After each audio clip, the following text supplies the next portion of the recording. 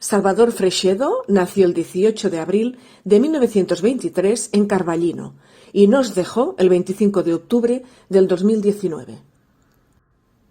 Sacerdote católico español y miembro de la Compañía de Jesús, ufólogo, investigador y escritor de temas paranormales. Ponente en numerosos congresos internacionales, tanto en Europa como en América o Asia. Colaborador de revistas paracientíficas como Mundo Desconocido, Karma 7 o Más Allá, entre otras. También participó en numerosos programas de radio y televisión dedicados a este tipo de temáticas. Autor de libros como Teovnilogía, La Granja Humana, Parapsicología y Religión, Extraterrestres y Religión o Defendámonos de los Dioses.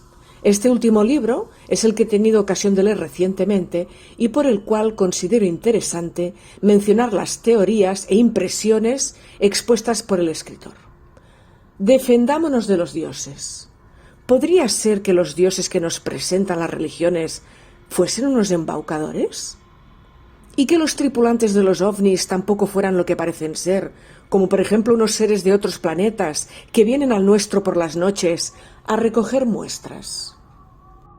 Este libro trata de averiguar cómo se manifiestan las inteligencias extrahumanas y qué se esconde realmente detrás de ellas. Y lo hace buceando tanto en la historia humana, una historia a menudo complicada y plagada de injusticias, como en la no menos compleja historia de las religiones. ¿Quiénes son esos dioses que desde tiempos inmemoriales parecen ser los instigadores de la mayoría de religiones? ¿Cuáles son sus intereses? ¿Por qué se entrometen en la vida de las personas y juegan con nosotros? A lo largo de estas páginas el autor busca respuestas a un tema tan controvertido, abordándolo desde un punto de vista donde los límites entre la religión y el fenómeno ovni se difuminan hasta casi desaparecer y convertirse en un todo del que quizá tengamos que defendernos.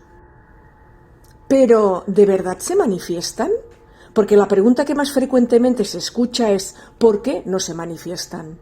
No se manifiestan de la manera como los hombres quisiéramos que se manifestasen simplemente porque no les interesa.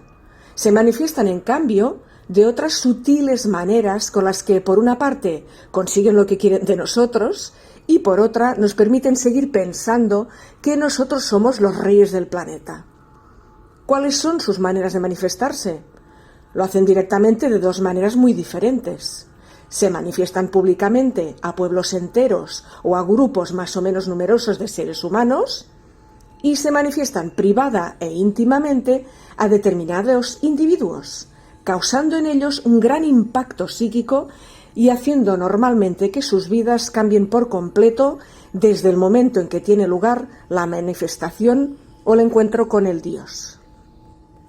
Desde tiempos remotos ha existido la costumbre del sacrificio ritual, satisfacer a los dioses por medio de ofrendas para así tener la gracia de sus favores. Estos sacrificios iban desde semillas hasta sangre animal o humana.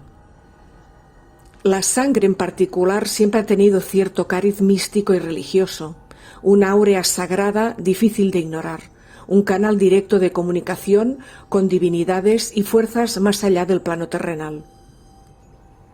Conforme fueron evolucionando las religiones, la gente se dio cuenta que no bastaba un cuenco lleno de sangre tibia, hacía falta que el sacrificado se sometiera a cierto procedimiento para hacer la sangre más apetecible a los dioses. Las culturas fueron perfeccionando el sacrificio ritual para el adrenocromo, hasta descubrir que, entre más asustada y estresada estuviera la víctima, más eficacia tenía la ceremonia. Por tanto, los métodos de tortura, incluso el uso de ciertas drogas, evolucionaron generación tras generación hasta poder nombrar el ingrediente secreto, la adrenalina. La adrenalina es una hormona secretada por las glándulas suprarrenales que se transporta por el torrente sanguíneo a distintas partes del cuerpo, dependiendo de en dónde sea más necesitada. Es decir, si se trata de un atleta, la adrenalina funciona como disparador de energía y fuerza. Si se trata de una persona en peligro, la adrenalina alerta los sentidos, dilata las pupilas para una mejor visión y desencadena mecanismos de supervivencia ocultos en el cuerpo y eleva la presión sanguínea en caso de que sea necesario correr para huir. Aunque ya son muy pocas las culturas que siguen llevando a cabo sacrificios humanos, esta costumbre pasó a manos de cultos y sectas formados por miembros de élite social, como los Illuminati, quienes disfrazan estos sacrificios de eventos sociales exclusivos. Arizona Wilder, quien afirma haber sido una esclava de los Illuminati, en su libro Revelaciones de una diosa madre, indica que en varios rituales en los que estuvo presente fue testigo de sacrificios humanos. La antigua ciudad maya de Tikal, que significa ciudad de las voces, es, debido a sus riquezas culturales y naturales, de un valor universal excepcional y fue declarado como el primer sitio patrimonio mundial cultural y natural de la humanidad en 1979 por la UNESCO. Creada en el año 1955 en Guatemala, en Centroamérica, posee varios templos en forma de pirámides escalonadas. El Gran Jaguar, construida en el año 700 después de Cristo, es una pirámide funeraria que se utilizaba para diversas ceremonias rituales y se consideraba la puerta al inframundo. El Templo de las Máscaras, también llamado Templo de la Luna, es un templo funerario ceremonial construido también en el 700 después de Cristo. El Templo de la Serpiente Bicéfala, que es el templo cuarto, es un templo funerario ceremonial construido en el 470 después de Cristo. Es la construcción más alta de Tikal y está considerada la segunda edificación de Mesoamérica de más altura y una de las de mayor volumen del mundo antiguo. Su nombre hace honor a una divinidad maya.